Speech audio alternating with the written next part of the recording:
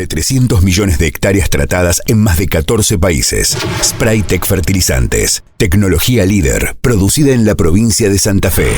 Spraytec Fertilizantes. Una vez, siempre. Somos REM, la red de manejo de plagas de APRESID. Nos encargamos de reunir a productores, expertos y empresas para generar información y promover el manejo integrado de malezas, insectos y enfermedades. También difundimos la actualidad del manejo de plagas a través de diferentes herramientas como jornadas técnicas, alertas de resistencias, notas y también el mapeo de tanto malezas, insectos como enfermedades. Hola, buenas tardes. Mira el negro, ¿no?, que traje para apoyarte. Bueno, como les dijo recién la moderadora, la charla es resistencia a malezas, pasado, presente y futuro, y la idea es hablar un poco acerca de una década de los mapas de REM. Yo les voy a robar un poquito de tiempo y después le vamos a dar espacio a los especialistas para contarles un poco acerca de la REM y acerca de los mapas, que es lo que nos trae hoy a colación. Bueno, antes que nada comentarles que la REM, hoy la conocen como la Red de Manejo de Plagas, pero en sus inicios, allá en el 2010, fue la Red de Conocimiento en Malezas Resistentes y arrancó para darle respuesta a la problemática incipiente en ese momento de malezas resistentes. Y la idea, desde sus inicios y hasta que mantenemos en la actualidad, es que sea una red que nuclea a todos los actores que tienen que ver con esta problemática. Entonces, buscamos que el productor o el asesor, puntualmente el socio de APRESID, sea el núcleo de esta red, y también estamos vinculados con las empresas de fitosanitarios y con los especialistas, algunos de los cuales aquí presentes, y las entidades que los alojan, ¿verdad? Bueno, un poco los inicios de la REM buscó registrar los casos de biotipos de malezas resistentes, y de allí empezó a surgir la curva de los biotipos o las resistencias acumuladas en nuestro país. Allá por el 2010 la curva era parecida a esta que ven acá, donde había unos pocos casos de malezas resistentes a unos pocos modos de acción. En la actualidad, por si no la conocen, la curva es esta, tiene 45 biotipos de malezas resistentes con su correspondiente aval científico, y lo que ven, los colorcitos que ven, corresponden a los distintos modos de acción. Y como están viendo, ya al final se está sumando un color nuevo a la curva de resistencia, lo que implica la complejidad que va teniendo y va tomando la problemática año a año. Además de empezar a tomar registro de los casos de resistencia, lo que buscó después la REM es caracterizar y cuantificar esta problemática. Y esto se tradujo a través de los mapas de malezas resistentes, que bueno, esto es un poco la cronología de los mapas. El primer mapa se hizo en el 2013, ya hace una década del primer mapa, en donde se midió la presencia de distintos biotipos de distintas malezas problemas, tanto resistentes como tolerantes. Los mapas se hacen a través de encuestas telefónicas a una base de referentes, y se preguntan sobre la presencia de una maleza problema, o sea, si esa maleza está o no presente en su zona de influencia, se hace a nivel de partido o de departamento, y después también se consulta en algunos casos de algunas malezas problemas, la abundancia, o sea, en qué porcentaje de la superficie está esa maleza problema. Bueno, se hizo en el 2013, en el 2015, en el 2017 se mapeó por primera vez abundancia, 2019, o sea, se hace cada 2 años, en el 2021 y en la actualidad, en el 2023, nos apuramos un poco porque normalmente siempre la información se presenta a fin de año, nos apuramos para llegar a este congreso con la información. Pudimos mapear la presencia de 31 malezas distintas y la abundancia, o sea, el porcentaje de la superficie en la cual está presente de 9 de esas malezas. Bueno, y esto hizo que desde el año 2013, acá lo que ven en el primer mapa es la presencia de Amaranthus en el 2013, en el segundo mapa es Papophorum tolerante en el 2013, hasta la actualidad, en el 2023, las imágenes se parecen más a esto. Y bueno, lo que implica el avance y el paso a paso de la problemática.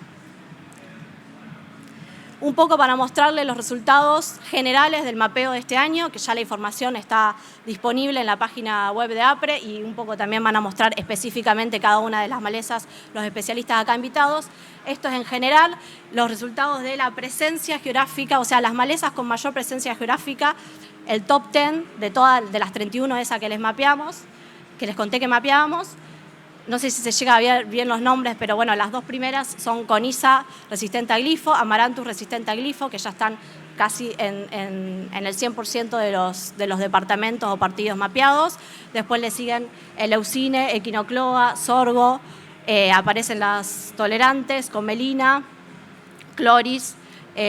Ahí aparece coniza resistente a ALS como de alta presencia, por primera vez una que no es ni tolerante ni resistente a glifo, lolium y nabo. Y lo que ven dentro de los gráficos, dentro de las barras de cada maleza es cómo fue creciendo la presencia, o sea, número de partidos, departamentos en los cuales está esta problemática año a año. En todos los casos vemos que se va acrecentando la presencia geográfica de esa maleza problema. Esto es un gráfico que busca mostrar el crecimiento de las malezas con mayor crecimiento. Lo que compara es los biotipos, la presencia desde el 2021 al 2023. O sea, hicimos los departamentos en los cuales está presente este año, menos los que estaban presentes en el 2021. Las tres primeras son nuevas malezas mapeadas este año, entonces no tendríamos nada con qué comparar en el 2021, pero porque son biotipos resistentes de estos últimos 2 años. Y bueno, y cuando nosotros hacemos el mapeo, nosotros consultamos acerca de si está seguro de la resistencia y lo mostramos como rojo, o si tiene sospechas. Serían fallas de control reiterativas, entonces se está sospechando de que puede haber resistencia. Y eso se muestra como amarillo. Y acá lo que mostramos es el crecimiento, o sea, los departamentos, las malezas que mayor crecieron, y en qué estado, si crecieron o lo mostramos como resistente o como sospecha. Y bueno, también claramente acá se destaca coniza resistente a ALS, en donde tiene un alto crecimiento, la mostrábamos como una de las mayor presencia, una de las que más crecimiento tiene, y además tiene la barrita roja, una de las más altas, saliendo de la media. Y por último le voy a mostrar acerca de las malezas en donde mapeamos abundancia, o sea, en qué porcentaje de la superficie está presente. Bueno, y acá claramente Amaranthus y coniza resistente a glifo tienen la iniciativa. Si bien la veíamos presente en toda la superficie, o sea, está distribuida geográficamente, también están en casi el 100% de la superficie. Mapeamos un total de 29.700.000 hectáreas y Amaranthus y coniza están por encima de los 25, 26 millones. Y después, un escalón más abajo, le siguen todo el resto que vamos mapeando. Los distintos colores que ven son el crecimiento año a año según la información año a año que fuimos teniendo. Ya para ir terminando, les muestro, este gráfico muestra la presencia de todos los biotipos, de todas las malezas problemas que mapeamos en el 2013 y en el 2023. La intensidad de color implica la mayor cantidad de malezas problemas por partido de departamento. Claramente se está acrecentando la problemática y el día de hoy armamos este panel para, bueno, preguntarles a ellos primero cómo fue su experiencia a los inicios de la REM y bueno, y más que nada ver cómo continúa esta problemática. Así que lo dejo con los que saben. Muchas gracias.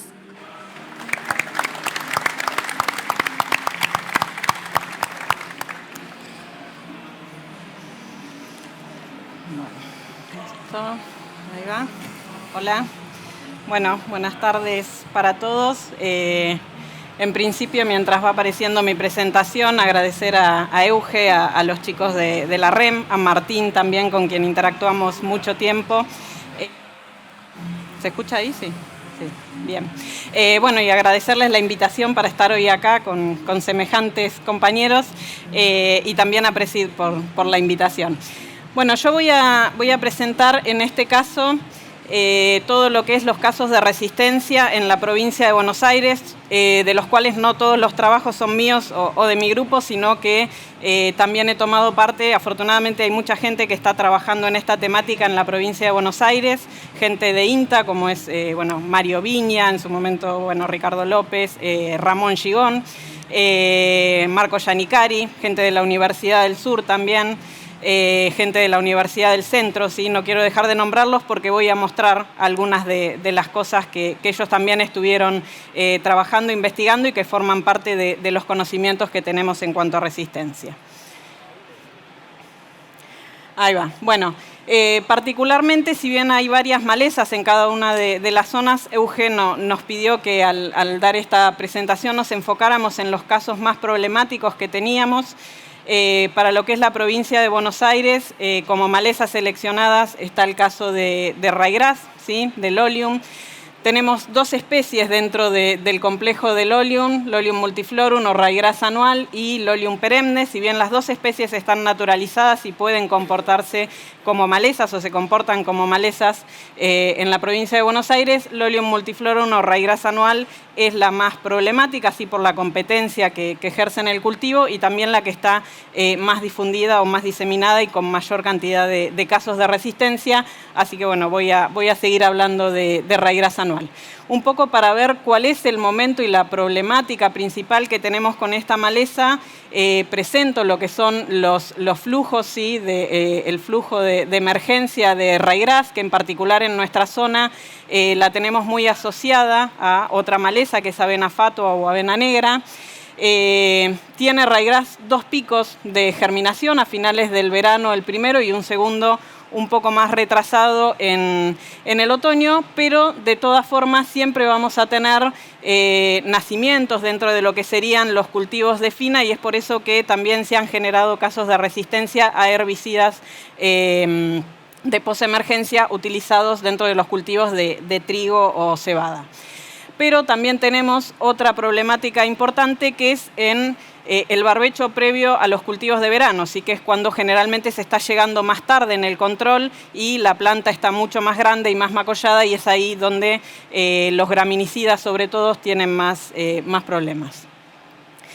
Bueno, un poco para hacer la historia, volví atrás, ¿no? Yo en el año 2007 empecé a hacer mi maestría con el caso de resistencia a glifosato. Más o menos en el 2005-2006 aparecieron las primeras poblaciones resistentes en el sudoeste de la provincia de Buenos Aires, particularmente en la zona de Dorrego, en el partido de Dorrego. Poblaciones que empezó a estudiar Mario Viña en su momento, junto con Ramón Gigón, Ricardo López, y bueno, me cedieron esas poblaciones para que yo haga la parte de estudios de mecanismos de resistencia.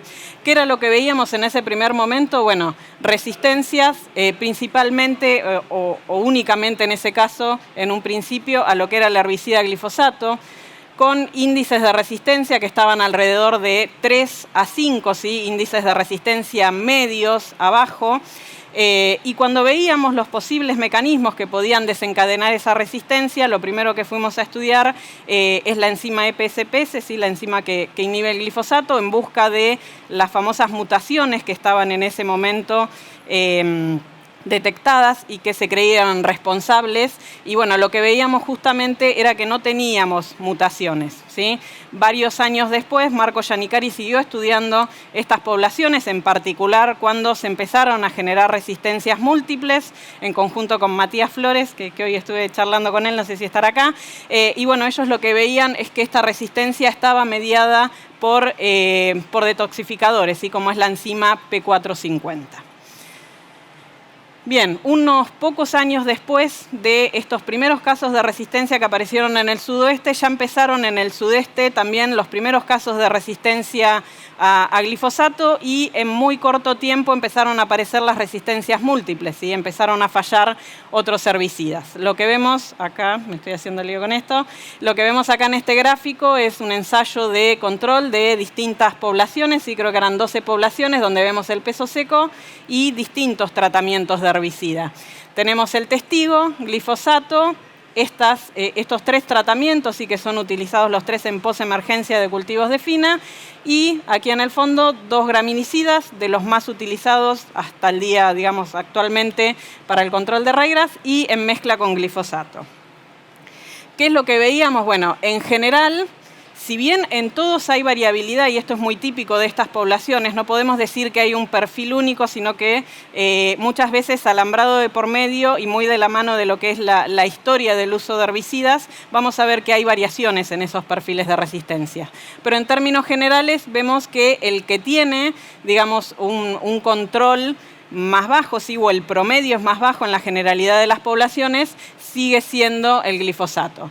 Después, ¿qué es lo que vemos en este grupo que yo les mencionaba que son herbicidas de posemergencia utilizados en cultivos de fina? Bueno, en general vamos a ver que hay mucha variabilidad, ¿sí? De nuevo, lo mismo, hay poblaciones en las cuales sigue habiendo un buen control y esos herbicidas funcionan bien, y hay algunas otras en las cuales tenemos escapes y casos de resistencia. De todas formas, en estos dos grupos de herbicidas ya vemos que el promedio de control, ¿sí?, es un poco más elevado de lo que veríamos en el caso de glifosato. En el caso de este, que es la mezcla triple, ¿sí?, o de 3 herbicidas, siempre es el que en la generalidad de los casos el promedio andaría mejor, pero seguimos teniendo variabilidad, ¿sí? Esa variabilidad nos está indicando que a campo está la resistencia.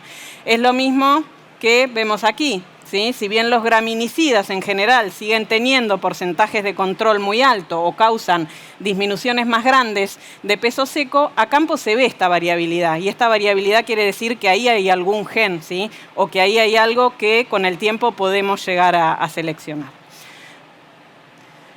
Les voy a mostrar ahora sí distintos ensayos que se hicieron en la provincia de Buenos Aires de screening con distintos herbicidas.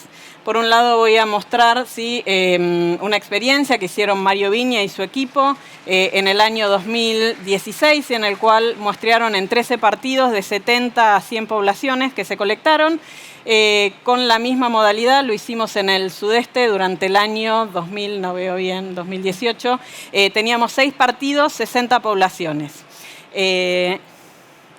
Bueno, acá un poco el detalle de lo que sería la supervivencia de esas poblaciones con distintos tratamientos. Tenemos glifosato, las mismas mezclas que les venía, los mismos tratamientos, perdón, que les venía mostrando recién. Glifosato, la mezcla triple, pinoxaden, aloxifop y cletodin. En este caso, para lo que son las poblaciones del sudoeste de la provincia de Buenos Aires. En base a la supervivencia de esas poblaciones, podemos estimar, ¿no?, o hay ciertas escalas que estiman cuáles son los niveles de resistencia. Si tenemos más de 20% de supervivencia con el control, con un determinado tratamiento, se dice que esa población es resistente. Si tenemos de 1 a 20% de supervivencia, consideramos que esa resistencia estaría en desarrollo, y con 0% de supervivencia estaríamos hablando de poblaciones sensibles. Si bien no es el método por el cual se determina la resistencia, en términos prácticos para hacer screening sirve. Bueno, ¿cuáles eran un poco los resultados en el sudoeste, ¿sí?, para el 2016? Vemos que de las 70 y pico poblaciones testeadas con glifosato, alrededor del 60% tenían resistencia a este herbicida. En el caso de inhibidores de ALS teníamos casi el 30%, y en el caso de los graminicidas era muy variable dependiendo del grupo del cual considerábamos, si eran DEN, FOB o ODIN. Bueno, los mismos resultados para lo que sería el sudeste de la provincia de Buenos Aires. En este caso trabajamos con glifosato, pinoxaden y la mezcla triple. Veíamos que esto es posterior, ¿sí?, al otro ensayo. Esto ya es 2018-2019, o sea que habían pasado unos años más. En este caso veíamos que teníamos mayores niveles. Por ejemplo, glifosato, teníamos 96% de las poblaciones con resistencia, pinoxaden 60 y pico %, y un poco inferior en lo que sería la mezcla triple. Bueno, un poco la historia, cómo se ve a través de los mapas de la REM. Yo les comentaba que estas poblaciones empezaron a aparecer en el 2005-2006 en el sudoeste, y ya para el 2008 las teníamos en el sudeste, por lo cual acá en este momento, cuando empezó a mapearse lo que eran los casos de resistencia al oleum, ya veíamos una superficie muy amplia que estaba afectada con estos biotipos. Bueno, en la medida que va pasando el tiempo, vamos a ver que se empieza a extender sobre todo un poco más hacia lo que es el norte, ¿no?, incluso superior a la provincia de Buenos Aires, como es el sur de Santa Fe y Entre Ríos. En cuanto a los casos de resistencia, ¿sí?, en ACC/ASA también vemos que teníamos un poco una superficie aquí en lo que es sudeste y sudoeste, principalmente, que también con el paso del tiempo se fue incrementando, ¿sí?, no tanto como lo que sigue siendo la más numerosa, que es la que tenemos a glifosato. Bueno, y en cuanto al caso de ALS, lo mismo, ¿sí? Teníamos casos aislados que con el paso del tiempo se fueron distribuyendo un poco más, principalmente en lo que es la zona sudeste y sudoeste de la provincia de Buenos Aires. Bueno, aquí un poco de acuerdo a los resultados de mapeo de la REM, lo mismo que veíamos en el mapa y que nosotros estamos viendo en territorio. Si bien hay un aumento en los casos de resistencia a glifosato desde el 2013 a la actualidad, es como que la pendiente de esa curva, ¿no?, pareciera que ya está un poco más estabilizada. En cuanto a los graminicidas, hay un poquito más de aumento, si bien fíjense que acá en los últimos años es como que tiende también a estabilizarse. Y lo mismo en ALS, aquí pareciera que un poquito como que hay un incremento. ¿Qué es lo que estamos viendo con el caso del ryegrass? O al menos que ya le están tomando un poquito más la mano en cuanto a lo que es el manejo. No sería así para el segundo grupo de malezas que vamos a hablar ahora, que es el caso de las crucíferas, que son las más recientes y por ahí las que actualmente están como más problemáticas.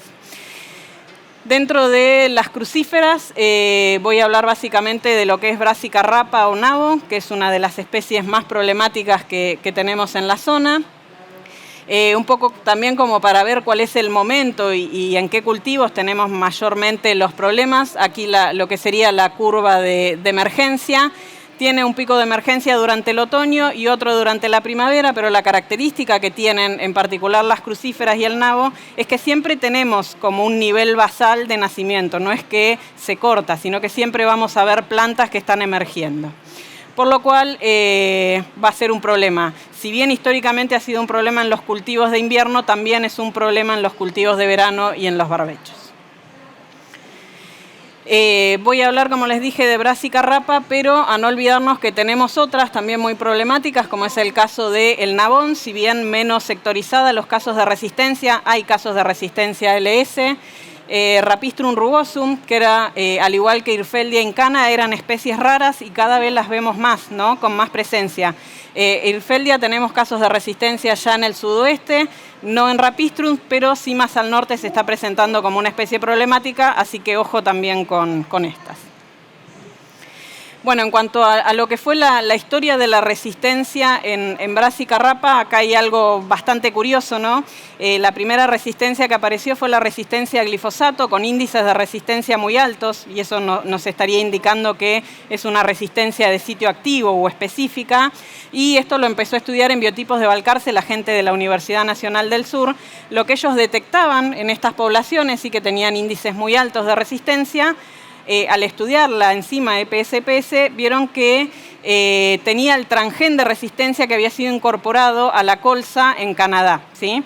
Por razones obvias, nunca fue permitido este evento transgénico en Argentina porque las crucíferas son de polinización abierta, ¿sí? Pero bueno, evidentemente o como contaminante de alguna manera estas poblaciones entraron y lo que tenemos actualmente es resistencia con índices muy elevados a glifosato y está bastante diseminada. Hemos estudiado muchos biotipos y en la mayoría vemos que está presente este transgén de resistencia. Además de eso, en muy pocos años, sí, estas poblaciones, lo anterior era 2015, pero fue un poquito antes que se detectó este problema, la gente de la Universidad Nacional del Centro, sí, en particular Víctor Juan, empezó a estudiar casos de resistencia múltiple en la zona de Azul y ahí en poquito tiempo empezaron a haber casos de resistencia a glifosato, ALS y 2,4-D, ¿sí? Que son el problema más o la situación más complicada que podemos tener hoy en día y que si bien tuvo el epicentro en lo que es la zona de Azul, bueno, acá les voy a presentar algunos datos de una tesis de maestría que está llevando adelante Marcelo de Esteban y que también estamos trabajando en colaboración con Marco Giannicari, en la cual hicimos un muestreo allí desde el epicentro en la zona de Azul Chillar de resistencia a glifosato y moviéndonos más hacia la zona del sudeste. Lo que vemos en ese caso es que se está diseminando rápidamente lo que son los casos de resistencia, sobre todo a 2,4-D y ALS.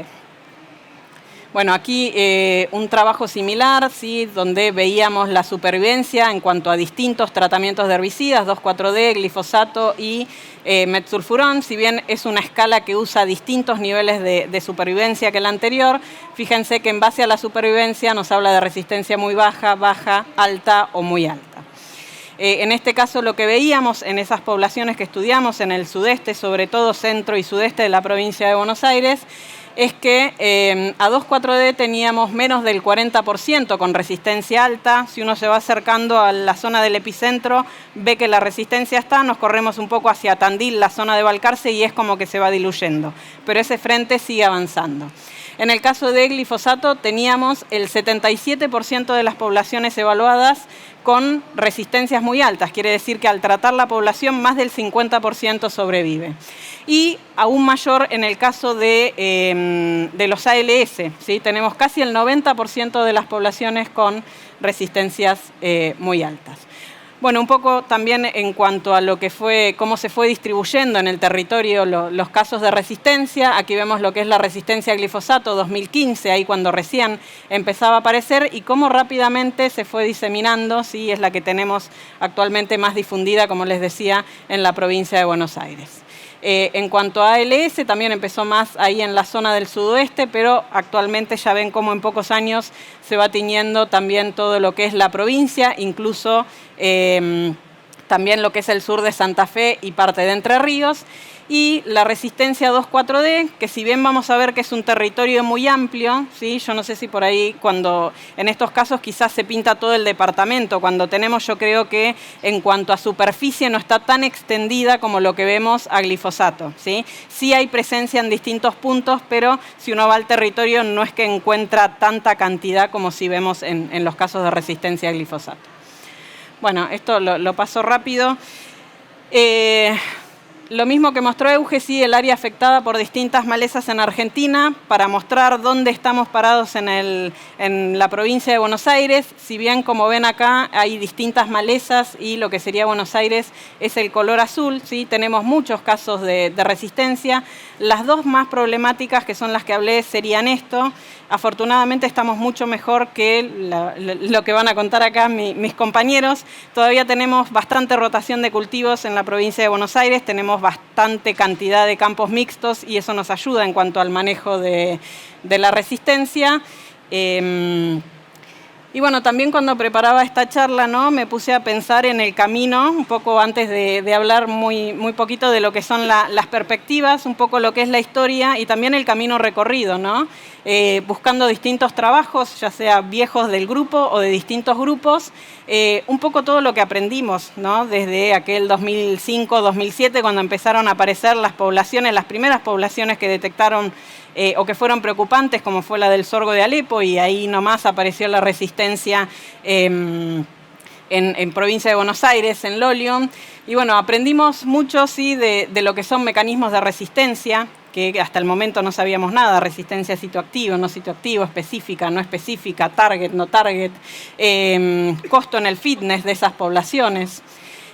Aprendimos de herencia de la resistencia, de flujo de genes, cómo la maquinaria disemina esas poblaciones. Aprendimos de las características de los herbicidas, cómo rotar modos de acción, qué modo de acción tiene cada uno, qué características hacen que desencadene más o menos rápido resistencia, si hago subdosis, si hago sobredosis. Aprendimos mucho de lo que es la presión de selección. Creo que hoy por hoy nadie duda de lo que es la rotación, o ya no debemos seguir hablando de lo que es la rotación, de las dosis, de la calidad de aplicación. Reaprendimos, ¿sí?, de lo que es la bioecología de las malezas. Había muchos estudios de la década del 70, del 80, que acá seguramente mis compañeros trabajaron en eso, y durante un lapso de tiempo eso se había cortado y afortunadamente volvimos a... ¿Qué se ríen? No los trato de viejos, ¿eh? Yo no voy a decir que no había nacido porque mentiría, pero... Claro, con la resistencia bajo el brazo.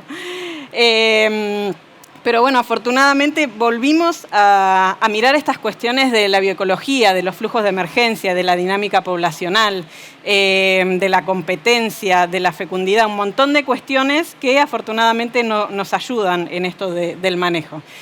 Ya para cerrar, Euge nos pedía que habláramos un poco de las perspectivas a futuro, ¿no? Y si bien, digamos que todos creo que sabemos lo que es el manejo integrado de malezas y pareciera muy fácil, ¿no? Decir, bueno, si tenemos todo esto, ¿en qué estamos fallando? ¿Por qué seguimos teniendo resistencia a herbicidas? ¿Por qué seguimos teniendo problemas con las malezas, ¿no? En realidad estamos hablando de sistemas muy complejos, tenemos un país muy diverso, con cultivos muy diversos, con situaciones muy diversas y afortunadamente, digo afortunadamente porque nosotros somos ingenieros y queremos seguir haciendo ingeniería, investigación y asesoramiento, y esta ruedita gira diferente en cada uno de los sitios, ¿no? Y ahí es donde nosotros tenemos que empezar a intervenir. Y un poco también la respuesta a esto, ¿no? De decir por qué no... porque esto no siempre puede ser tan efectivo como queremos y por qué a veces pesa más el control o el manejo o viceversa, y hay que pensar un poquito en otras cuestiones que van más allá de lo que es el manejo de malezas o lo que conocemos del manejo de malezas. Y hay ciertas cuestiones, ¿no? Como las reglas del juego no son iguales en cada campaña. Esto obviamente pesa mucho. Sabemos que actualmente y desde hace mucho tiempo hay muchos lotes, una superficie muy amplia que está en arrendamiento y esto pesa mucho también en el momento de hacer un control o un manejo. Claramente por la naturaleza humana creo que siempre vamos a tender a elegir lo más simple, ¿no? Porque ¿por qué nos vamos a complicar la vida si tenemos una opción más sencilla? Y tampoco podemos olvidarnos de esto, ¿no? Uno como asesor o como investigador quisiera recomendar ciertas cosas, pero esto pesa y mucho y es entendible que así sea. Bueno, esto es todo, ¿sí? Ahí están mis datos de contacto. Tenía una noticia parroquial para pasarles, no sé si puedo en este momento, que también invito a mis compañeros si quieren sumarse. Hablarle 2 minutitos de lo que es la SACIM, que es la Asociación Argentina de Ciencia de Malezas. Es una entidad sin fines de lucro que fue creada en el año 2012 allá en Tucumán. Acá mis compañeros se deben acordar. Creo que ahí lo tenemos a Luis en primera fila en el Congreso. Bueno, la SACIM, como dice ahí, tiene la misión de alentar y promover la generación, desarrollo y la difusión de la ciencia de las malezas a través de diferentes ejes que vamos trabajando.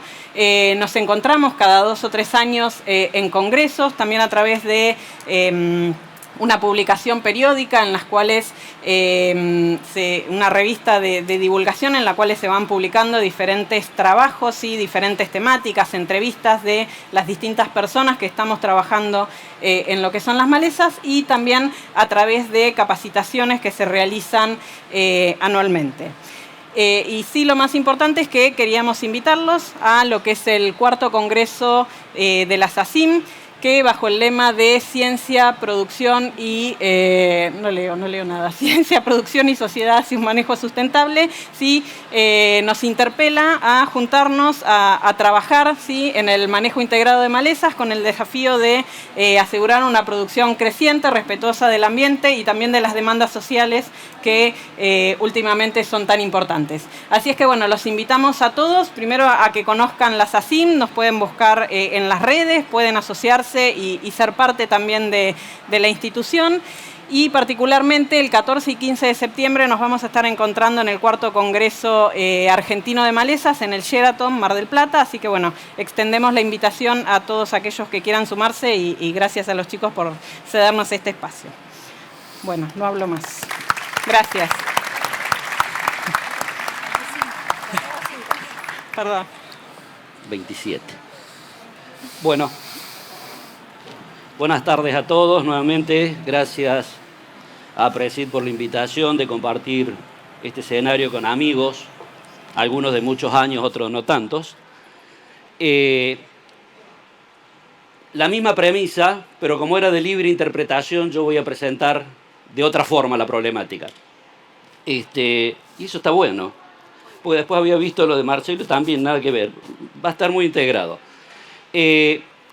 Lo que yo voy a tratar de mostrarle es cuál es la experiencia que tuvimos en Córdoba, porque en el año 2003 empezó el yuyo colorado en Córdoba. Y era resistente.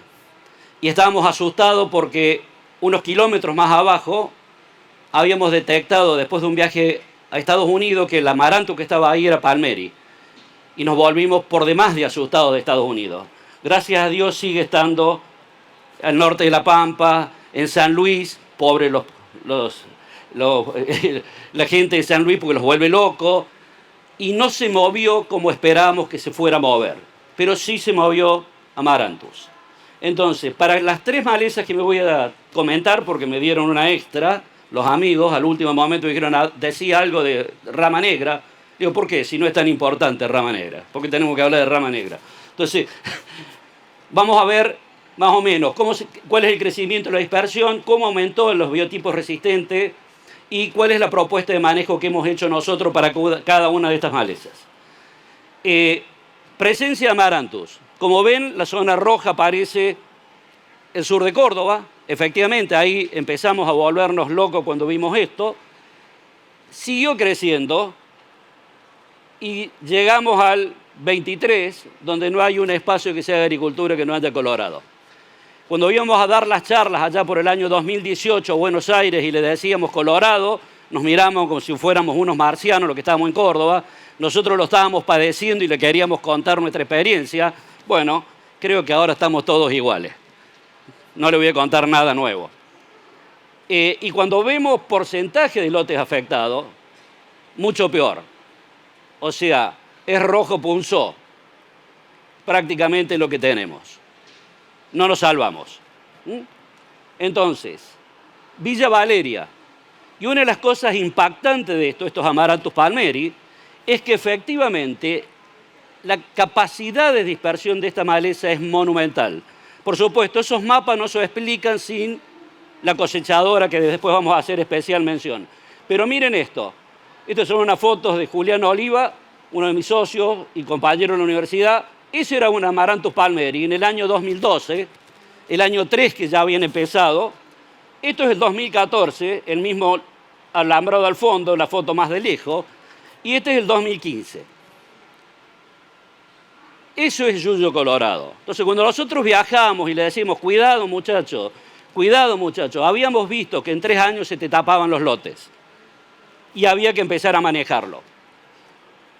Zona de Cañada Machado, cerca de Río Primero, la ruta 10, 2014, cómo estaba el lote, unos escapes que por supuesto se trillaron, indudablemente, nada se deja sin trillar, y el mismo lote al otro año, de un año para otro.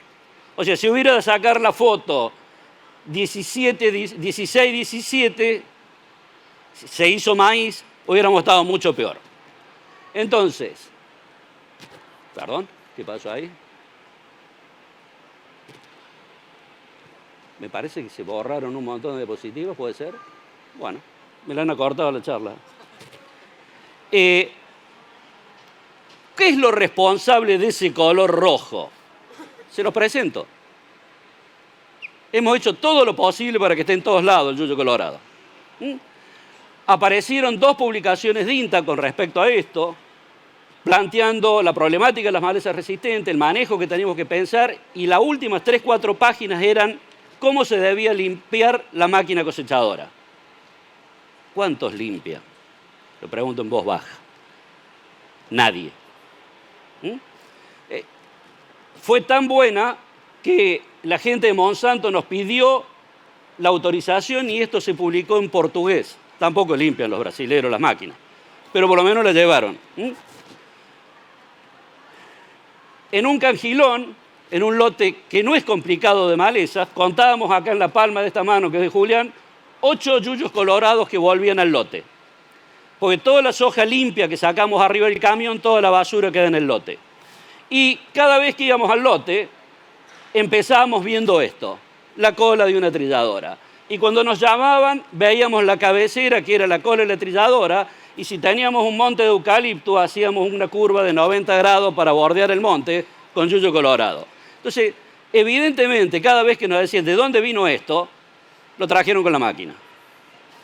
Y nos encontramos con los drones, que podemos darnos el lujo de hacer esto, decirle, che, estás cosechando el yuyo colorado, no llores el año que viene que vas a gastar $80 por hectárea. Este es un trabajo del año 2008 que mostraba efectivamente el impacto que significaba 2 plantas de yuyo colorado que habían puesto acá en el año 2007 al segundo año, en el 2008, era esto, y en el 2009 era eso. Y eso es lo que han visto ustedes en los campos. Ni más ni menos. Y cuando les decimos, che, guarda con el primer planta, sáquela a mano, todo el mundo sonreía. Guarda con la trilladora, todo el mundo sonreía. Esta es la realidad con los mapas que vemos todos rojos. Cola de cosechadora, muestreo. Hay Colorado. Donde se cargan los camiones, hay Colorado. Adentro de los lotes. Entonces, no hacemos prácticamente nada más que ponerle herbicidas. Las aves comen semillas, gracias a Dios. Por suerte comen maíz y soja, porque si se tendría que llenar el buche con yuyo colorado sería un infierno. Entonces, es bien mixto la alimentación que tienen, pero efectivamente son responsables, y si uno ve las líneas de media tensión, donde hay monte cerca, va a ver que cambió la población y hoy tenemos colorado abajo de las líneas de tensión media. Donde se posa la paloma aparecen los colorados. También tenemos fuente de diseminación, porque hay cosas que no se limpian. Entonces, esos colorados tenían semillas. 2 semillas, 3 semillas, que iban a ser viables. O esto que me lo mandaron de Estados Unidos. Entonces, tienen una capacidad de aparecer en todos lados y no nos cuidamos muchos. Acabamos de presentar ayer esta experiencia que nos parece que era, como lo dije ayer, es una pata que nos faltaba al banco. Hoy vamos a tener un equipo cargado arriba de la cosechadora que nos permite destruir la semilla cuando tengo que entrar a un lote que se haya escapado yuyo colorado o cualquier otra maleza. ¿Cómo aumentaron los biotipos resistentes? Y esto es amarantos y biotipos resistentes. Me olvidé de ponerlo ahí arriba. El último, PPO, al círculo. Tibiamente aparecieron con un trabajo que había hecho la gente de acá de la Universidad de Rosario, el licenciado Daniel Tuesca y la cátedra, amarantos híbridos resistentes LS. Mientras los controlábamos con glifo, todo caminaba fantástico. Cuando dejó de funcionar el glifo, empezamos con los dolores de cabeza. Y cambiamos de herbicida cuando no funcionaba el glifo y no funcionaban las LS y seguimos arruinando los herbicidas. Entonces, la realidad es eso. No estamos manejando los herbicidas correctamente para la problemática de esta maleza. 2005, Amaranthus palmeri se controlaba con el sistema Clearfield adentro de girasol sin ningún problema. Habíamos traído en el 2012 planta de Amaranthus palmeri para ver resistencia a ALS, controlábamos todo. En el año 2006, glifosato no dejaba nada de palmeri en la zona de Villa Valeria. Trajimos plantas más adelante para evaluarla y de las plantas que trajimos más adelante para evaluarla apareció un biotipo que no lo controlábamos con ALS. Esta es la información oficial, lo que está en las páginas de seguimiento que tiene SENASA. La primera denuncia fue en el año 2013, resistencia LS. La segunda denuncia fue en el año 2016, resistente a glifosato. Y hay un trabajo muy interesante donde estuvo participando Martín Vilayú y Julián Oliva, que se hizo todo un recorrido para ver qué pasaba con la genética de nuestro Amaranthus palmeri. Y nuestro Amaranthus palmeri es nuestro y la resistencia es nuestra, no es importada. O sea, llegaron, para mi gusto, con semillas de alfalfa de California, cuando llegaron los grupos 8 y los grupos 9, y convivimos con ellos durante mucho tiempo, y cuando llegó la agricultura a las zonas ganaderas, empezaron los problemas de resistencia. ¿Qué pasa con Amaranthus híbridos? Bueno, Amaranthus híbridos, les dije que había empezado en la zona de Escalante y Laborde, en el año 2013, centro-sur de Córdoba. Trajimos poblaciones, hicimos pruebas para ver de qué estábamos hablando de esta resistencia, 4, 8, 16 litros de glifosato, y vimos que en la Escalante había un poco menos sensible, digamos que con 16 litros lo estábamos matando y el resto no matábamos nada. Bueno, esto desencadenó toda una serie de acontecimientos. En el año 2017, la gente de La Ferrer en el litoral, junto con Eduardo Cortés y Pedro Cristofoletti, denuncian la presencia de Amaranthus híbridos resistentes a 2,4-D y dicamba, con una resistencia media. Y realmente lo que se prueba es que esto es una resistencia de tipo metabólica. O sea, se las arregla el yuyo colorado para zafar de las aplicaciones de 2,4-D y de dicamba. En la denuncia, en las páginas de seguimiento, tenemos todo este listado: 96 ALS, 2013 glifosato, 2014 ALS, ALS y glifosato, 2017 auxínico, 2017 glifosato más auxínico y en el 22 PPO, de tipo metabólica, sobre todo cuando lo uso en post-emergencia. Entonces, cambiamos de herbicida y nos especializamos en generar resistencia nuevamente. Porque, como decía Patricia, vamos a lo simple, a lo sencillo. Si esto funciona para controlarlo pre y post, vamos con esto.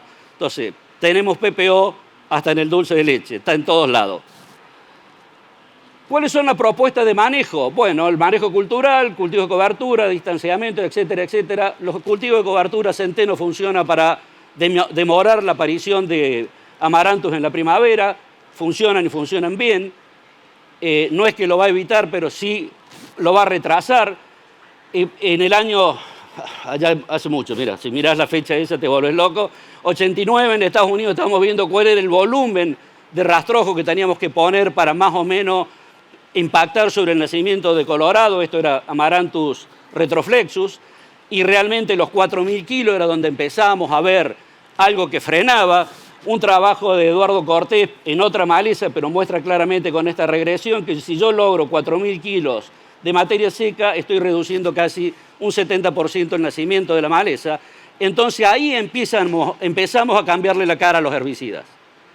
Si yo obtengo algo que me ayude a los herbicidas, voy a ver otra situación totalmente distinta.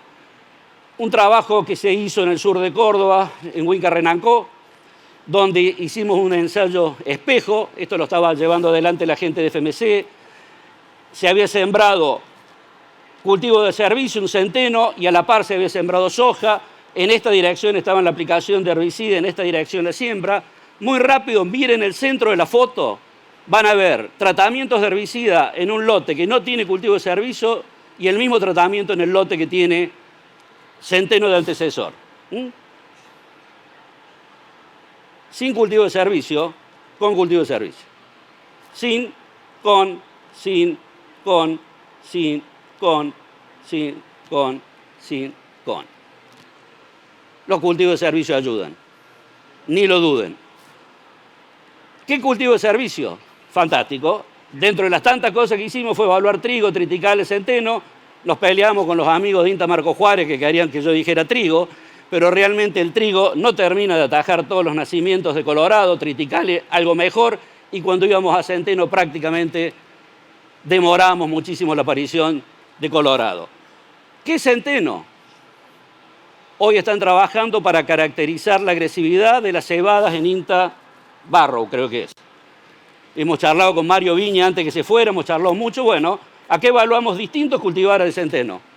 Para una población de casi 1.000 plantas por metro cuadrado de Colorado, la mitad de esta población la estaba reduciendo trigo y triticales, pero había cultivares de centeno que tenía 80 plantas.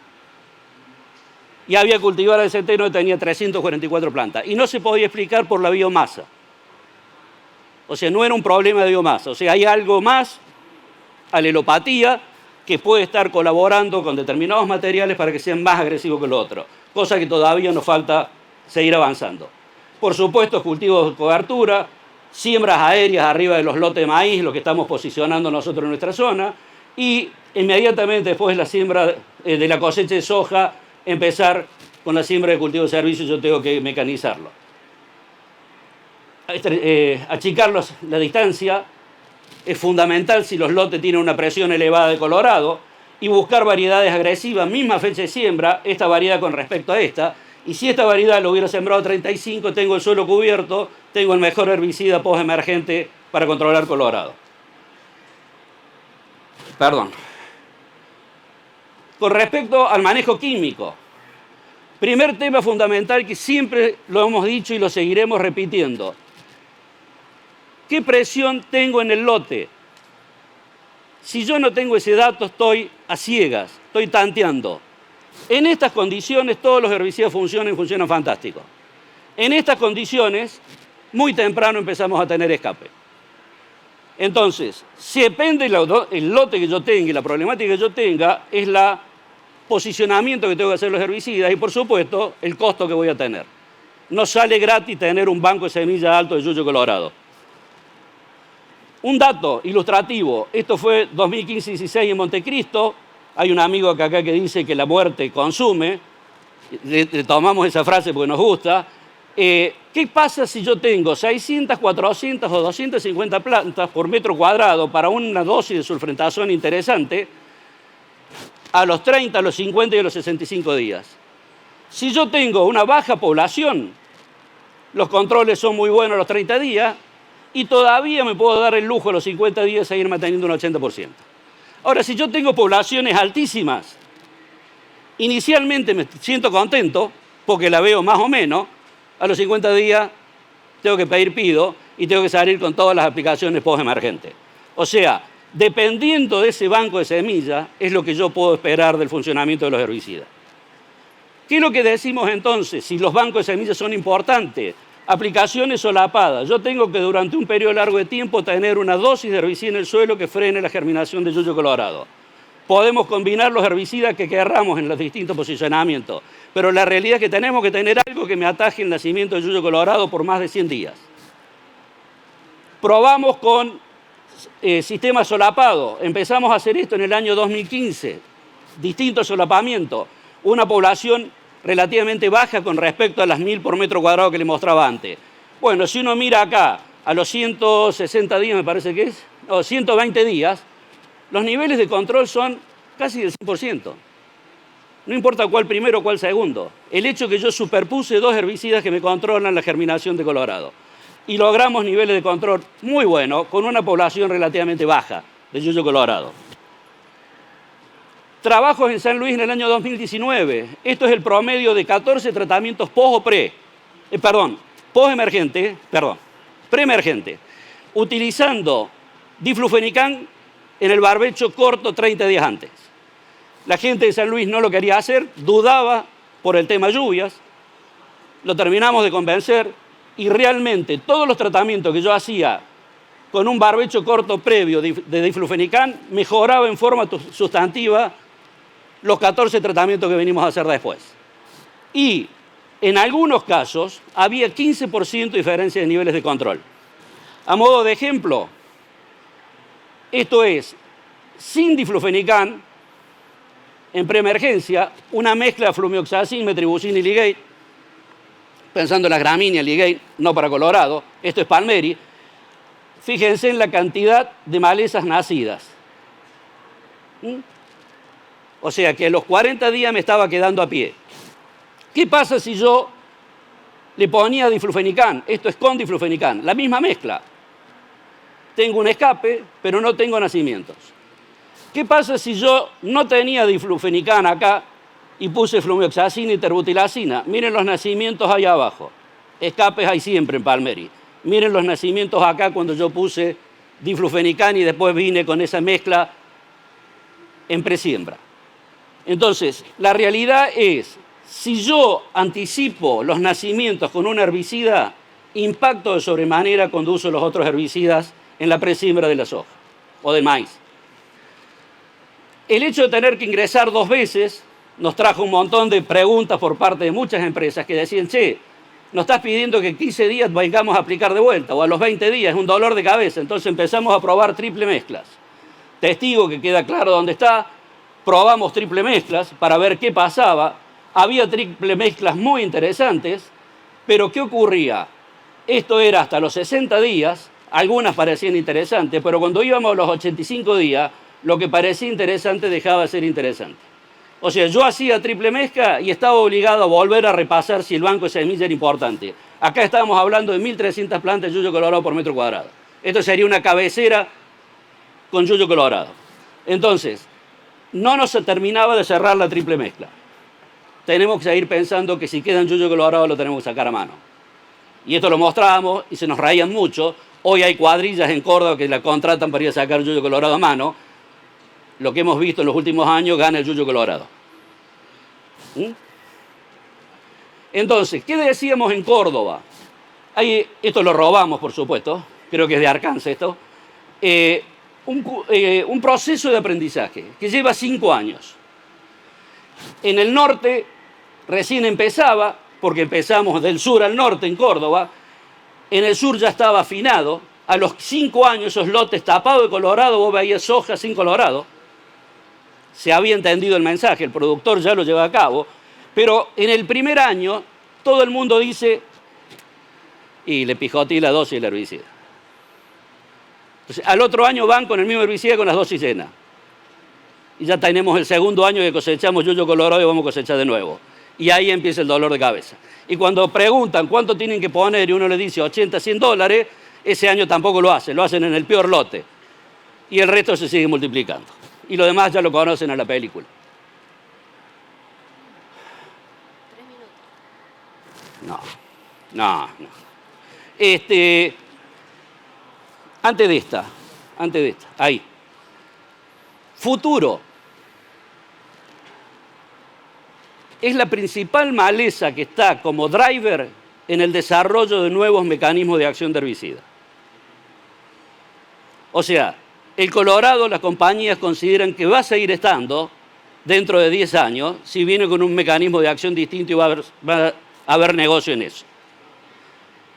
Estamos generando resistencia, vamos a seguir generando resistencia. Ese mapa negro que vimos lo vamos a ver más negro. Y las empresas que tienen que invertir dicen, che, hay colorado en este nuevo desarrollo, bueno, vamos para adelante. No hay colorado, ¿estará la maleza cuando lleguemos? Si no, muy simple ver el sistema Enlist con control del yuyo de sorgo de Alepo con FOB, y el sorgo de Alepo ya es resistente a FOB. Y a la vuelta de la esquina de la resistencia a DIN. Bueno. Perdón. ¿Qué pasa? Así me sacaron del aire. Así, de una me sacaron del aire. ¿Qué pasó? ¿Qué botón toqué? No fue mi intención. Bueno, Urocloa. Esa es la segunda que me pidieron porque era una maleza muy común en el centro norte de Córdoba que bajaba hacia el sur. Lo que me llamó poderosamente la atención es, resistente al glifosato, es que realmente la tenemos en Santa Fe. Cuando esto era una maleza del NOA. Algo en el NEA, era ir a Bandera y encontrar Urocloa era de todos los días, o el norte de Córdoba. Ahora, que haya bajado hasta cerca de Rosario, me llama poderosamente la atención, se lo comenté a la gente de APRESID, para decir, chequemos un poco a ver si realmente estamos hablando de la misma maleza. 2021 y en el 23. Todo Santa Fe tapado de Urocloa, yo te diría que es más equinocloa que Urocloa, pero no importa. Vamos a dar fe de que eso está correcto. Y si no, vamos a ir a ver después la identificación de la maleza. ¿Cómo aumentaron los biotipos resistentes? Es únicamente resistente al glifosato. Sigue siendo simple. O sea, muy temprano apareció el glifosato, sigue estando ahí. No aparece resistente al LS todavía, gracias a Dios. No ha aparecido resistencia a graminicidas. El dato está acá, un prócer en el año 2013. Marcelo La Vega, junto con Raimundo y Vallejo, hacen la denuncia en APRESID de la resistencia de esta maleza a glifosato. ¿Cuál es la propuesta de manejo? Y acá viene algo que es sumamente interesante. Lo que mostraba Patricia, prácticamente tenemos una altísima población por metro cuadrado de esta maleza, con 2 flujos de nacimientos muy marcados, muy temprano en la primavera, que en el término de 45 días recluta casi el 93% de todo lo que van a hacer. Entonces, mi preocupación es controlar esta maleza desde el principio de octubre hasta mediados de noviembre. Y si yo voy al lote y pongo glifo, que no la mato, con 2,4-D, mato todo menos esta maleza. Y con esta densidad estamos comprometidos. Nacimientos explosivos, 2 flujos muy marcados, gran cantidad por metro cuadrado. Llegamos a contar 2.000 plantas por metro cuadrado en ese testigo. Entonces, 2.000 plantas por metro cuadrado no viene nada. ¿Qué herbicidas? De todo lo que hay en el mercado fantástico para gramíneas, salvo las imidazolinonas, el resto no controla estas poblaciones arriba del 90%. Medio litro de pivot hace una diferencia monumental. De hecho, hay en triple mezclas medio litro de pivo como consecuencia de esto. Las cloroacetanilinas hacen un control, pero si yo tengo 2000, me dejan 1000, prácticamente es lo mismo. Entonces, esto es realmente importante. Y otra cosa importante que hemos visto es realmente las aplicaciones de overlap, o sea, en post-emergencia volver a repasar con ese metalaclor si no lo pusimos primero. Y lo que se ve acá es que efectivamente, este es el testigo, borró la soja, diclosulan más imacetapir más flumioxacin, y cuando esto voy en B2 con un S-metalaclor prácticamente dejo un patio. Queda únicamente la soja, no hay una segunda aparición de urocloa en estos lotes. Si vemos sulfentazone más metalaclor todo junto, puede ser interesante esta triple mezcla, poniéndolo en B2, que esta triple mezcla todo junto. Siempre esa aplicación en post-emergencia me ayuda mucho más que si yo hago una triple mezcla toda junta. Imacetapir es lo que marca la diferencia. En el resto hay escape. Y si yo tengo poblaciones grandes, ese escape significa que estoy obligado a entrar con un graminicida post. Y si tengo que entrar con un graminicida, tiene que ser DIM, que anda mucho mejor que FOB. La última. Rama negra. Eso era rama negra en el 13, y es lo que le mostraba Eugenia hace un rato. 15, 17, 19, 21, 23. Ni dudar lo que era y es un dolor de cabeza. Resistente a ALS, y acá le marco algo importante. Miren el crecimiento de la resistencia de ALS. ¿Dónde era el dolor de cabeza rama negra? ¿En la zona semiárida de Córdoba o en la zona húmeda de la Pampa húmeda? ¿Dónde nos hartamos de poner ALS para controlar rama negra? En mi zona todavía la matamos con algún LS. Entonces, quiere decir que ese manejo de querer solucionar el problema con herbicida y siempre el mismo herbicida, esa es la consecuencia, esa es la foto. No lo inventé yo, ¿eh? Y sigue creciendo la resistencia, hoy es una realidad. Si vemos la cantidad de lotes complicados, miren lo que es ALS. Los aumentos de los biotipos resistentes, acá están, es lo que planteaban, y estas son las denuncias en el 2015 a glifosato, en el 2019 a ALS, la gente de la Universidad de Río Cuarto, y en la gente del litoral en el 2020 sigue trabajando y siguen viendo la problemática de materiales resistentes. La gente de Corteva también estaba trabajando y tenía materiales resistentes, biotipos resistentes que estaban evaluando de distintas zonas. Propuesta de manejo. Lo primero, muy simple. Esto lo hicimos hace muchos años atrás con un equipo de gente que estábamos trabajando en el norte de Córdoba. Cuanto más temprano nace este celeste, mucho más fácil es controlarla, tengo más tiempo para tomar decisiones.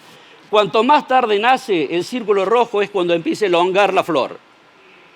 Y si nace en septiembre, muy rápidamente elonga, y si nace fin de septiembre porque no llovió, prácticamente nace y empieza a elongar. Y si empieza a elongar, es mucho más dificultoso el control.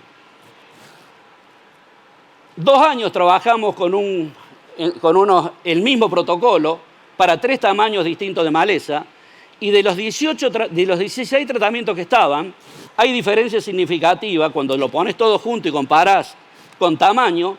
Cuanto más chico la maleza, mejor la controlo. Cuanto la maleza tiene un tamaño un poquito más grande, pierdo calidad, y cuando la maleza empieza a elongar, pierdo totalmente calidad. Pero lo terrible de esto, que se los cuento, no estaba acá, de los 14 tratamientos, había 6 o 7 que controlaban casi el 90%. Esto es promedio de todos. Cuando yo me venía acá, me quedaban 2 tratamientos que me controlaban el 65%. Entonces, estoy obligado a un segundo golpe. Entonces, el tamaño importa.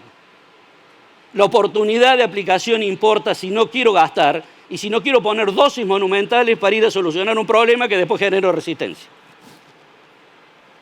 Otra vez. Para terminar, estamos en tecnologías de procesos, no de producto. Esa etapa pasó. Por lo tanto, esto es un ferrocarril donde yo estoy obligado técnicamente a poner los vagones en función de cada uno de los lotes. Y Lo que me haga falta, lo tengo. Hoy va a estar al alcance de la mano. Entonces, tengo que combinar todo. No podemos darnos el lujo de decir esto manejo integrado porque falta mucho, pero sí tenemos que combinar todos los recursos que tenemos para poder impactar al desarrollo de la maleza. Vamos a seguir teniendo maleza resistente cada vez más, porque todo esto que contamos, hace 10 años que lo contamos y cada vez tenemos más maleza resistente. Muchas gracias. No está tan mal. ¿Cuántos fueron? No, no seas mala. Me hace sentir mal. Tenés 13 minutos, Marcelo. Sí. Como si fuese breve, me dieron poco tiempo. Pero vamos a tratar. ¿Qué tal? Buenas tardes a los que no haya saludado. Bienvenidos a la fiesta. Y creo que en mi nombre y de todos los colegas, Euge, vamos a festejar, ¿no? Entonces, vamos a poner la torta, vamos a poner el pastel, vamos a festejar los 10 años del mapeo de la REM. Y voy a tratar de hacer una charla un poquito diferente de esto, porque si celebramos algo es que le dimos entidad. ¿Para qué nos sirvió los 10 años? Entonces, controlar maleza es una cosa bastante sencilla. Uno tiene un producto eficaz, aplicado en un momento oportuno, con una buena calidad de aplicación, y se controla la maleza. Y entonces, como ven ahí, hay lugares donde la controlamos, hay lugares donde no se controla. Y eso es simplemente por haber contado con ese triángulo perfecto donde tenemos un producto eficaz, aplicado en un momento oportuno, y con una buena calidad de aplicación. ¿Sí? Como esto es fácil de controlar las malezas, acá termino mi charla. No lo vamos a hacer terminar porque aún me quedan 12 minutos con 17 segundos. Y entonces teníamos que pensar cuál era el producto eficaz. El producto eficaz desde el año 1996, cuando empezamos con las variedades transgénicas resistentes al glifosato, parecía que era el glifosato. Después cuando se empezaron a ver que había problemas de maleza y nace la REM, que nació un poquito antes del mapeo, nació por ahí en el 2011. El mapeo es casi hermanito mellizo de Asacim, porque Asacim nació en el 2013. Creo que Asacim también participó. Martín Marcetti, no sé si está acá, era el que nos colaboraba para contactar a todos los malezólogos que vayan al parto, que fue allá en Tucumán. Con respecto al producto eficaz, nos dimos cuenta después cuando nos fallaba el glifosato que no todo funcionaba igual sobre todo ese conjunto de malezas. Y entonces lo que necesitábamos era información para la toma de decisiones. Y cuando empezamos a conocer el lote, empezamos a ver que podíamos tomar otro tipo de decisiones. También empezamos a ver que, a diferencia de los problemas de plagas o de enfermedades, donde uno puede con los dedos de una mano contar cuántas plagas, cuántas enfermedades tenemos, podríamos decir en soja, septoria, cercóspora, kikuchi, cercóspora sojina, corinéspora, roya, pero casi que sobran los dedos de una mano. Y en plagas lo mismo, el complejo de orugas defoliadoras, para nosotros en el norte de los picudos. Pero la maleza es distinta y entonces yo estiro la mano, saco una foto y veo 8 malezas. Entonces, para esa toma de decisiones, creo que empezar a hacer mapas y empezar a hacer diagnóstico era importante. Y nos preguntamos algún día, en todo este proceso de investigación que estábamos haciendo, cuántas malezas había en un lote.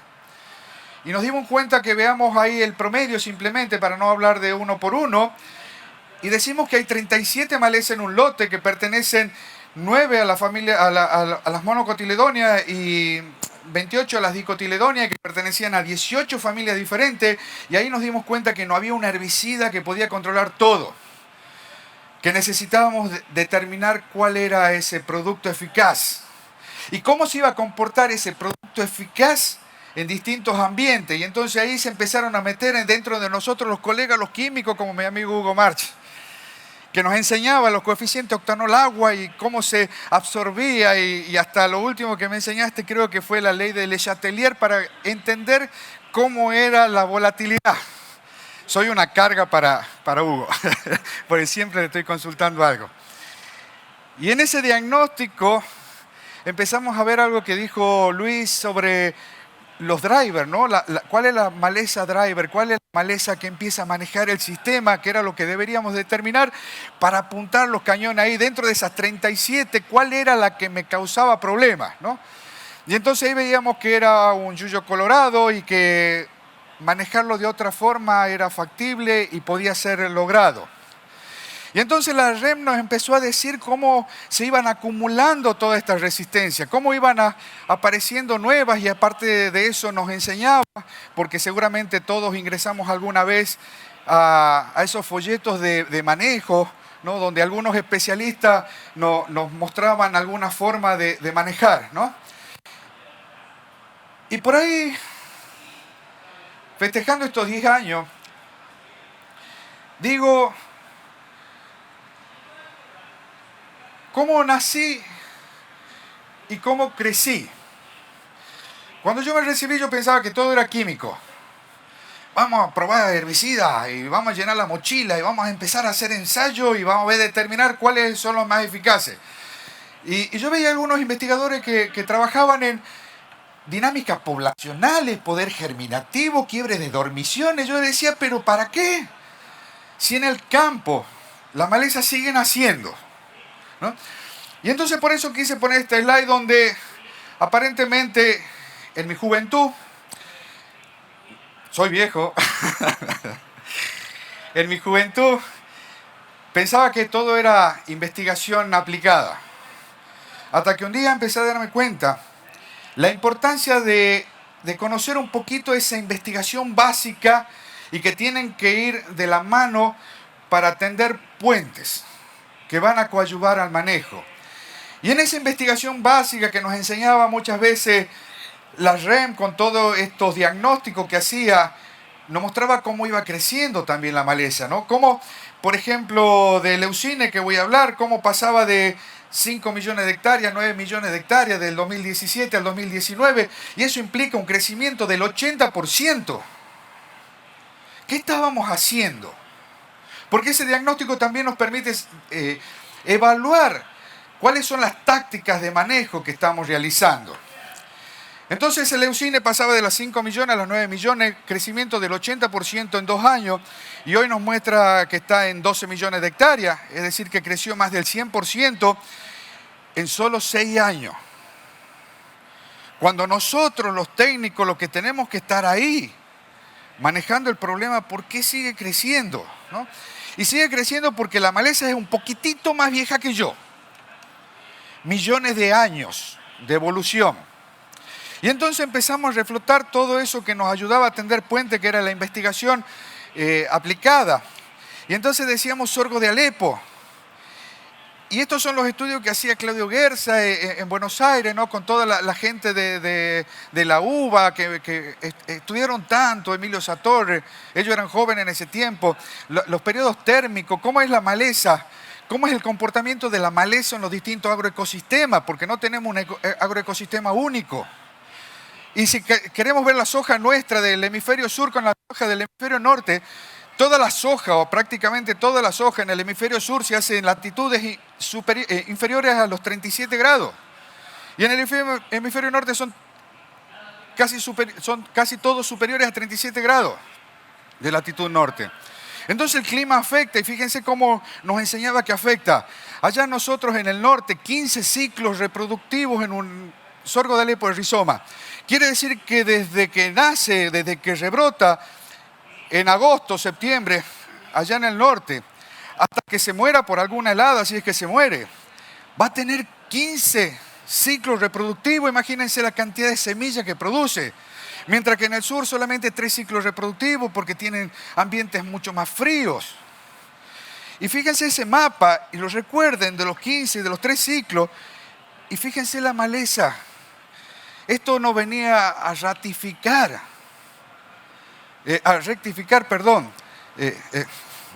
ratificar. No venía a ratificar lo que nos decían esos mapas de hace 30 o 40 años atrás. Y por eso esas malezas nacían en el norte, no porque nosotros hagamos mal las cosas. Era simplemente porque el ambiente es diferente y entonces tiene mucho más ciclo. Y seguramente cuando veían las plagas hace rato, cuando más ciclo se tiene, más presión de selección, por lo tanto, más probabilidad de generar resistencia. ¿Y qué pasó con el sorgo? Y bueno, y el sorgo siguió creciendo. Y entonces, ¿qué hicimos? Dijimos, vamos a controlarlo con otro herbicida. Y empezamos a meterle graminicida, 1, 2, 3 aplicaciones de graminicida. Tal vez sin pensar en otras herramientas. Y ahí nos aparece lo que vemos a la derecha, la resistencia a los ACCAs, es decir, la resistencia graminicida, que empieza a crecer. La investigación básica, ¿qué más nos decía? Que esa es una dinámica de sorgo de Alepo. ¿Cuándo debo hacer el control de sorgo de Alepo? Fíjense que lo que está en línea punteada es la parte foliar de la planta, lo que está en línea continua es la dinámica del rizoma. ¿Cómo lo explicamos? Donde está la flecha hubo una helada, se muere toda la parte aérea. El rizoma llegó a su máxima expresión. A partir de ese momento, como es un órgano vivo, va a seguir respirando, con lo cual va a ir consumiendo reservas. Hasta un momento en que empieza a aumentar la temperatura, pasado el invierno, y las yemas le dicen, dame energía que voy a brotar, y cuando brote te voy a mandar toda la energía que saque del sol para que vos vuelvas a ser grande, y esa es la dinámica. ¿Y eso qué nos muestra? El momento oportuno, uno de los vértices del triángulo. ¿Cuándo debo controlar? Y a veces pensaban, vamos a hacer una aplicación en marzo, antes que vengan las heladas. No lo podemos hacer ahí. No es útil. Porque la planta piensa. ¿Cómo piensa la planta? La planta piensa así, igual que nosotros. Vamos a alimentar el rizoma. Nosotros eso es lo primero que alimentamos. Una vez que estamos gordos panzones, tenemos familia, tenemos hijos, y entonces cuando vemos una sola empanada en el plato, no la manoteamos nosotros, la dejamos para el chango. La planta hace exactamente lo mismo. En ese momento, en marzo, tiene flores, tiene semillas, y entonces dice, la empanada no la voy a comer, no la mando al rizoma, la mando para allá para arriba. Hay que alimentar a los hijos para que se sigan diseminando. Y los productos que nosotros necesitamos son sistémicos por floema que vayan al rizoma. No que vayan para arriba. Relación fuente-destino que nos enseñaba la fisiología. Y entonces, ¿cuál es el momento oportuno? Cuando tenemos el mínimo rizoma, 30 centímetros de planta, todos los fotosintatos están yendo. Y entonces el producto que de traslocación floemática va a ir todo, junto con el flujo de hidrato de carbono, va a ir todo al rizoma y es el momento más oportuno de controlar. Eso nos enseñaba la fisiología. Y entonces teníamos estos ejemplos, un sorgo de Alepo, que ya está medio tardecito, pero lográbamos tener éxito. Pero ¿qué pasaba? Porque empezamos a hacer ACCAs y después cuando no empecé a fracasar, como mostraba Luis, empezamos a usar otro. Y siempre el mismo otro, siempre la misma herramienta, ¿no? Y entonces teníamos los graminicidas. Y tenemos que empezar a desempolvar el libro. El libro, la biblioteca, que no había libros nuevos. Era lo que teníamos en esa biblioteca. En esa biblioteca teníamos un azulán, que era un producto que usábamos para control de sorgo de Alepo en caña. Y entonces teníamos ese azulán y si lo mezclamos con el graminicida teníamos ese control. Qué bueno, 60 días después de la aplicación y no rebrota. Hemos matado el rizoma. Y después, por supuesto, la combinación con herbicidas residuales. Eso es una planta anual, una planta perenne, y la planta anual es distinta. Porque la planta anual, las plantas son seres más avanzados.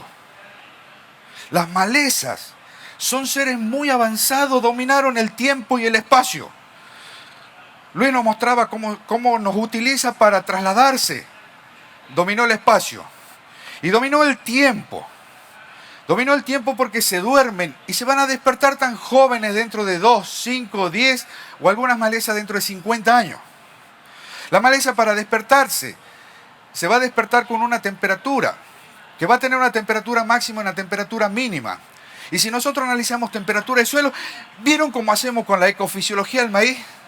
El maíz necesita 58 grados de temperatura del suelo, una sumatoria térmica de 58 grados para germinar. Y empezamos a sumar y en septiembre demora mucho y en diciembre demora poco porque el suelo está más caliente. La maleza le pasa lo mismo. Lo que vemos en línea continua es la temperatura del suelo. Cuando atraviesa la temperatura mínima para germinar, ahí germina, y ahí empiezan los flujos de germinación. Y entonces decíamos, ¿cuándo germina la maleza? Y empezamos a ver todo lo de dinámica que nos decía Patricia, que volvimos a reflotar los estudios de dinámica. Y entonces veíamos cómo nace la maleza. Entonces esta es una leucine que nace en 5 flujos de emergencia. 5 cohortes que se van a dar cuando se acumula la temperatura, cuando haya suficiente radiación directa del sol, cuando haya amplitud térmica durante el día y cuando haya agua. Son las condiciones para que se despierte la dormición. Si eso no existe, la maleza se vuelve a dormir. Estoy en peligro. Vuelvo a despertarme el año siguiente. Y si esa dinámica, que podría parecer un estudio simplemente biológico, lo asociamos a un cultivo, vamos a tener la combinación de un adversario biológico con un cultivo, que es la función de nosotros, los ingenieros agrónomos, que somos gestores de ambientes naturales, como dice Enrique Lobo. Un gestor es la persona que hace algo para que las cosas sucedan. Y ustedes son gestores de ambientes naturales. Y entonces vamos a meter el cultivo en esa dinámica con la fecha de siembra que tengamos de soja o de maíz. Y entonces vamos a ver, digo, tengo 3 cortes antes, ¿cómo la empiezo a manejar? Bueno, cada vez que salga una le aplico. Y entonces tengo 3 barbechos. O cada vez que la voy a dejar la primera que crezca un poquito, le voy a matar con la segunda, pero capaz que ya tiene 3 o 4 macollos y entonces el producto no funciona tan bien. Esto es momento oportuno. Si yo agarro el lote en esa condición y a mí me dicen los lotes en este campo tienen alta presencia de leucine, yo tengo que pensar que van a nacer. Y voy a saber más o menos en los momentos que nace. Si yo la dejo que nazca, no es un momento oportuno y me puede pasar eso. Ese es el mismo campo donde no se hizo nada, simplemente esperarla, y eso es el leucine. Y es el leucine resistente al glifosato. Y si yo a esa población que tiene una alta variabilidad genética le empiezo a aplicar una presión de selección, ¿qué voy a hacer? Voy a originar resistencia a nuevos mecanismos de acción. Y encima ahí está sembrado el maíz, que es tan susceptible a la competencia temprana. Pero ¿qué pasaría si yo, en lugar de esperar a que nazca, le pongo un producto herbicida residual en ese momento y después pongo otro herbicida en el momento de la siembra? Un herbicida residual que me controle las 3 primeras cortes y un herbicida residual que me controle dentro del cultivo del maíz. Lo que presentó Luis. Entonces quiere decir que estamos en sintonía, Luis. El overlapping, ¿no es cierto? El solapamiento de herbicidas. Y lo que vamos a obtener es eso, es la foto original que yo dije, vamos a actuar acá. Es el mismo campo donde uno llega, donde hizo el diagnóstico y dice, el problema en este lote es el leucine. Puse 2 herbicidas residuales y logro llegar limpio. Es eso, el solapamiento de herbicida u overlapping. Producto eficaz, momento oportuno, buena calidad de aplicación. No podríamos hablar porque si no tendríamos que estar 2 días tratando de tocar todos estos temas. Solo quería que entendamos que la información es importante. La información es importante y cómo elaboramos esa información. Dentro de nuestro cerebro es lo que nos lleva al conocimiento para que las cosas funcionen. Les dije que era un momento oportuno. Tener un diagnóstico nos permite llegar oportunamente. ¿Y qué es la oportunidad? La oportunidad hace referencia a lo conveniente de un contexto y la confluencia de un espacio. ¿Qué quiere decir esto? Que me apagaron la presentación. ¿Qué quiere decir esto? Que a la suerte la tenemos que acompañar. Que la oportunidad es un momento en el cual dichoso el que la sabe aprovechar porque va a tener éxito en la misma. Yo ya hice el agradecimiento al principio, así que no voy a decir muchas gracias, porque esto es una fiesta. ¡Feliz cumpleaños!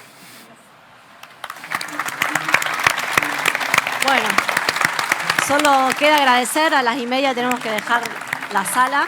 Agradecer a ellos que los invitamos, pero bueno, están en representación de todos los que pasaron y van a seguir pasando por REM, y a todos los que formaron parte también del programa. Muchísimas gracias por quedarse y nos vemos mañana.